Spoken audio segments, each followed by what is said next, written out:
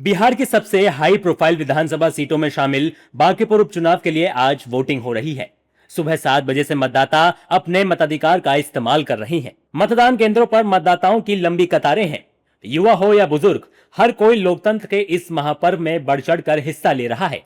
इस उपचुनाव का सबसे दिलचस्प पहलू है त्रिकोणीय मुकाबला। बीजेपी के नीरज कुमार सिन्हा, जन सुराज के प्रशांत किशोर और आरजेडी की रेखा गुप्ता के बीच। लेकिन राजनीतिक गलियारों में सबसे ज्यादा चर्चा बीजेपी और प्रशांत किशोर के बीच कांटे की टक्कर की हो रही है। वोटिंग के बीच सियासत भी गरमाई हुई है।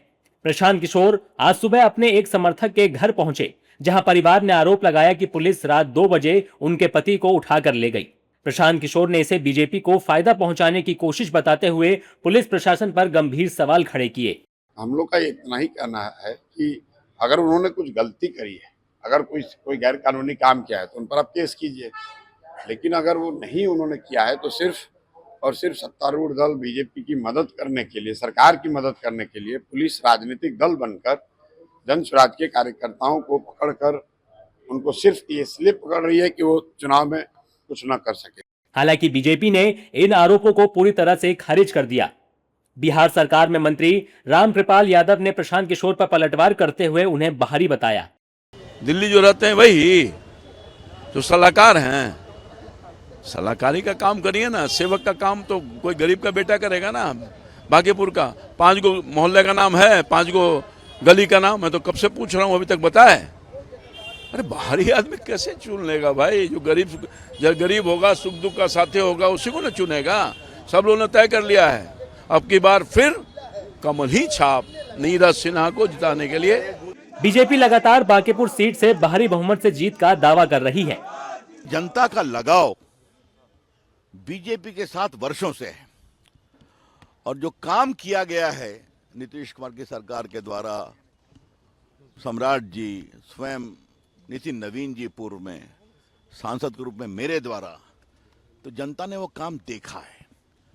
तो विकास की इस प्रक्रिया को और उत्साह से आगे बढ़ाएं, यही जनता का संकल्प है। तो बहुत प्रभावी निर्णायक जीत होगी।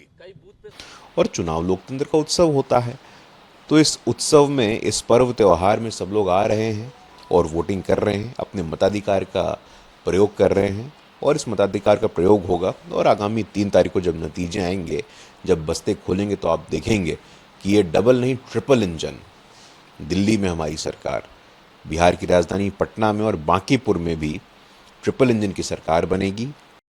लेकिन इस चुनावी शोर से दूर सबसे अहम आवाज वोटरों की है। कोई विकास के नाम पर वोट दे रहा है तो कोई रोजगार और स्थानीय मुद्दों को प्राथमिकता बता रहा है। सबसे पहले तो मेन हम लोग का ये एम्प्लॉयमेंट है, क्योंकि यूथ के लिए सबसे ज़्यादा एम्प्लॉयमेंट ज़रूरी है। क्योंकि जब तक एम्प्लॉयमेंट नहीं होगा, डेवलपमेंट की ओर हम लोग अपना ये कदम नहीं उठा पाएंगे। तो एम्प्लॉयमेंट है, फिर वुमेन सेफ्टी के लिए भी सबसे ज़्यादा ज़रूरी है, और थर्ड हमारा ये एजुकेशन है।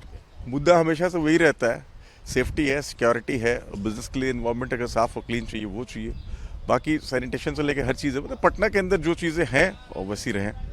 बांकीपुर में मतदान जारी है। नेता अपनी अपनी जीत का दावा कर रहे हैं। आरोप प्रत्यारोप भी जारी है, लेकिन असली फैसला ईवीएम में कैद हो रहा है। और 3 अगस्त को जब नतीजे आएंगे, तब साफ होगा कि बांकीपुर की जनता ने कमल पर भरोसा जताया है या प्रशांत किशोर की नई राजनीति को मौका दिया है।